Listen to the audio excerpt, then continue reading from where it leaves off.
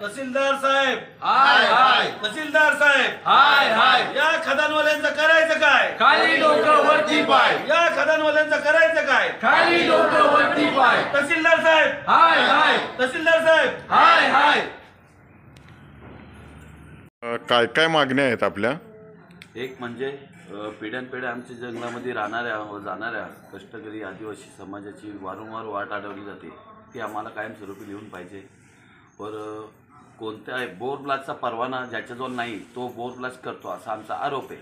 त्याची ही तहसीलदार साहेबाई शहानिशा केली नाही, आम्हाला कोणतंही उत्तर दिलं नाही ते.